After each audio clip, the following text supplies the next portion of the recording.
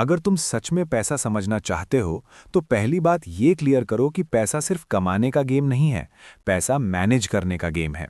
बहुत लोग जिंदगी भर काम करते हैं, सैलरी आती है, खर्च होती है और फिर जीरो। प्रॉब्लम इनकम की नहीं होती, प्रॉब्लम सिस्टम की होती है। जब तक तुम्हारे पास सिस्टम नहीं है तब तक जितना भी पैसा आ जाए वो हाथ से फिसल जाता है। सबसे पहला रूल ये है कि पैसा तुम्हारा एम्प्लॉय नहीं, सर्वेंट भी नहीं, बल्कि टूल है। टूल का यूज सीखना पड़ता है। जैसे बिना सीखे कोई मशीन चलाओगे तो नुकसान होगा, वैसे ही बिना फाइनेंशियल समझ के पैसा हैंडल करोगे तो लॉस होगा। इसलिए हर महीने जो पैसा तुम्हारे हाथ में आता है उसको 3 हिस्सों में मेंटली डिवाइड करो। पहला हिस्सा सर्वाइवल के लिए, दूसरा हिस्सा फ्यूचर के लिए, तीसरा हिस्सा ग्रोथ के लिए। सर्वाइवल मतलब रेंट, खाना, बिजली, बेसिक चीजें। फ्यूचर मतलब सेविंग और इमरजेंसी। ग्रोथ मतलब स्किल्स, नॉलेज और इन्वेस्टमेंट। अब यहाँ एक गलती लोग करते हैं, वो बोलते हैं पहले सब खर्च हो जाता है, बचा ही नहीं तो सेविंग कैसे करें। सच ये है कि सेविंग बची हुई चीज नहीं होती, सेविंग पहले निकाली जाती है। जब सैलरी आए सबसे पहले अपने आप को पे करो, चाहे 5% हो या 10%, पर पहले साइड में रखो। दिमाग को ट्रेन करो कि ये पैसा एग्जिस्ट ही नहीं करता। इमरजेंसी फंड का कॉन्सेप्ट यहाँ बहुत इंपॉर्टेंट है। इमरजेंसी फंड का मतलब लग्जरी नहीं होता। इमरजेंसी फंड का मतलब सिर्फ जिंदा रहना होता है, बिना टेंशन के। 3 से 6 महीने का खर्चा अलग रखा हुआ हो, ताकि जब प्रॉब्लम आए तो डिसीजन फियर से नहीं, लॉजिक से हो। जब तुम्हारा इमरजेंसी फंड रेडी होता है तब तुम बेटर रिस्क ले पाते हो। रिस्क लेने की पावर पैसा नहीं देता, सेफ्टी देता है। अब बात करते हैं डेट की।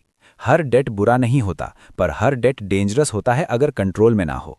जो चीज़ पैसा कमा के नहीं देती और उसके लिए लोन लिया जा रहा है, वो डेट तुम्हारी जिंदगी स्लो कर देता है। क्रेडिट कार्ड का पैसा फ्री नहीं होता, वो फ्यूचर का स्ट्रेस होता है। इसलिए डेट लेने से पहले एक ही सवाल पूछो, क्या ये चीज़ मुझे आगे पैसा या स्किल देगी?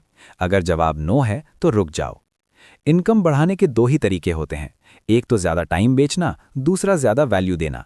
टाइम बेचना लिमिटेड होता है, वैल्यू देना अनलिमिटेड। इसलिए स्किल पे काम करो, जो स्किल मार्केट में डिमांड में है और जो स्किल तुम रिपीटेबल तरीके से यूज कर सकते हो।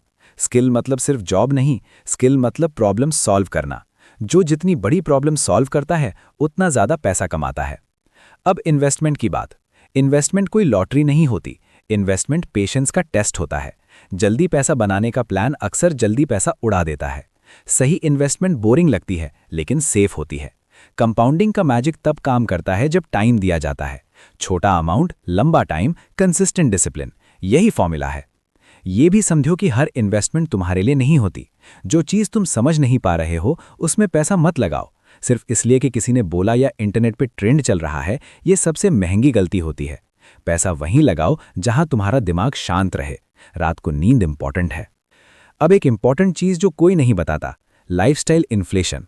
जैसे जैसे इनकम बढ़ती है खर्चा भी साथ बढ़ता है। नया फोन, नई बाइक, नए कपड़े और फिर से जीरो।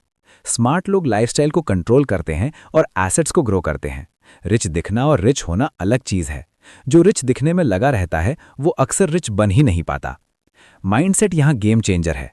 पैसा इमोशन से नहीं, क्लैरिटी से ग्रो होता है। गुस्सा, डर, लालच, ये 3 चीजें फाइनेंशियल दुश्मन हैं। डिसीजन लेने से पहले रुकना सीखो। अगर कोई चीज तुरंत खरीदनी हो तो खुद को 24 घंटे दो। अक्सर डिजायर खुद ही मर जाती है। आखिरी बात ये समझो कि पैसा तुम्हारी वैल्यू का रिजल्ट होता है, तुम्हारी पर्सनैलिटी का रिफ्लेक्शन होता है। अगर तुम डिसिप्लिन बिल्ड करते हो, पेशेंस सीखते हो, लॉन्ग टर्म सोचते हो, तो पैसा नेचुरली फॉलो करता है। शॉर्टकट सिर्फ कहानियों में होते हैं, रियल लाइफ में सिस्टम काम करता है। इसलिए आज डिसाइड करो कि तुम पैसा के पीछे भागने वाले हो या पैसा को अपने लिए काम करवाने वाले हो। जो लोग पैसा को रूल करते हैं वही फ्यूचर को रूल करते हैं, और फ्यूचर उन्हीं का होता है जो आज कंट्रोल सीखते हैं, कंफर्ट नहीं।